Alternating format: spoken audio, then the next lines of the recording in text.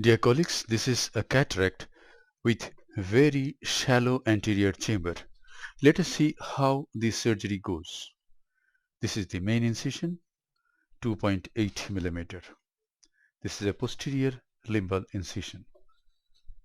Now, one air bubble has been injected into the anterior chamber. Now, trypan blue dye is being injected to stain the anterior capsule of the cataractous lens.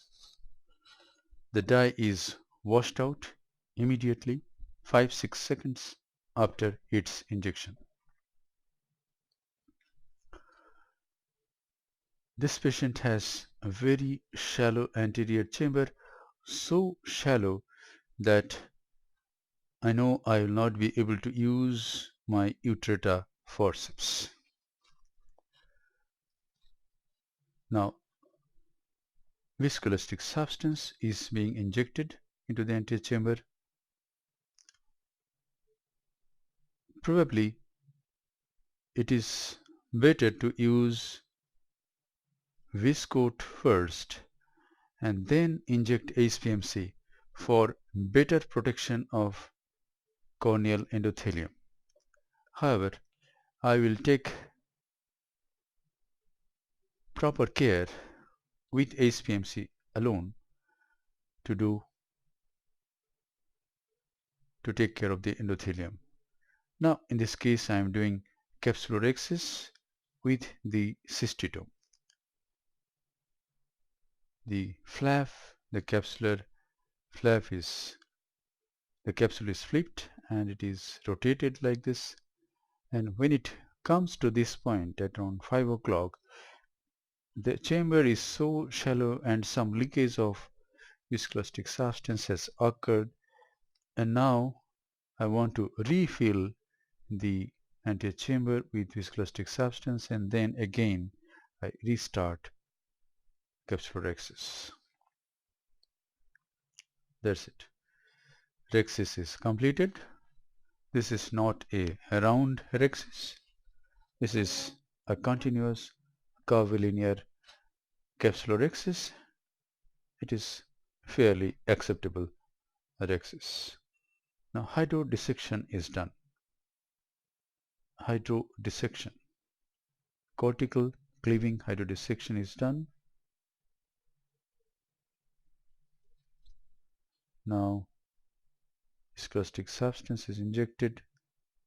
Before I do some more hydro, the nucleus is depressed gently. Now I try to rotate the nucleus and it rotates freely. Viscoelastic substance is again injected, and now I am preparing to go into the anterior chamber with the Phaco handpiece. I am using Oatly Easy Phaco machine in this case. The cataract is on the harder side. It is grade 3 plus or grade 4, and my plan is to do direct chop. Here it is. I go bevel down,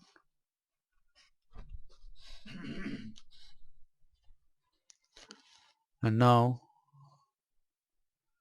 I turn the Phaco handpiece and make its bevel up.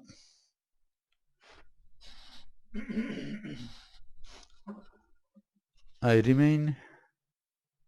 Now I am doing some sculpting and going deep into the nucleus, and this is the first chop. The nucleus is very big, very thick, and this is the second chop. The nuclear fragment that became free is emulsified and removed. In this case the Phaco power was 70%, flow rate was 42 ml per minute, and vacuum is 420 millimeter of mercury.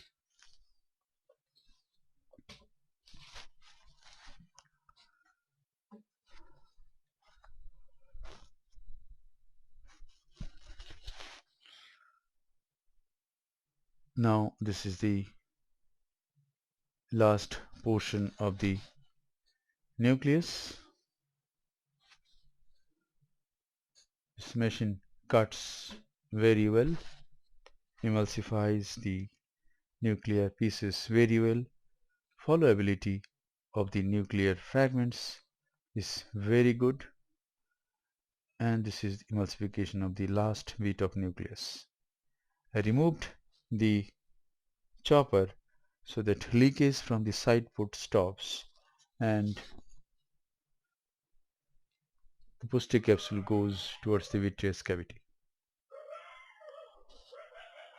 Now cortical cleanup is done. In this case I have used a 23 gauge direct Simcoe cannula for cleanup of cortical matter. The posterior capsule is polished, and now is the time to implant an intraocular lens. The bag is inflated with viscoelastic substance, antechamber is filled up, and now this is the intraocular lens. This is a hydrophobic acrylic intraocular lens. This is Acryol from IO Care. We can see that the haptic, the leading haptic, is sticking to the optic, and it's not getting released. So what I do is I tease this haptic with two instruments, and it gets released and it goes into the equatorial region of the capsular bag. Now I flush the antechamber with BSS. I go behind the IOL and flush the capsular bag with BSS. I use the irrigating probe of bimanual IA, and thus I do a thorough removal of SPMC that I have used in this case. That's it. Bimanual IA to remove the viscoelastic substance, and now the side ports are hydrated. This is moxifloxacin. A little bit of moxifloxacin on or two spots have been given in the anterior chamber. This is the hydration of side ports. These side ports become watertight wounds, and now this is the final wash and formation of anterior chamber. Thank you very much for watching.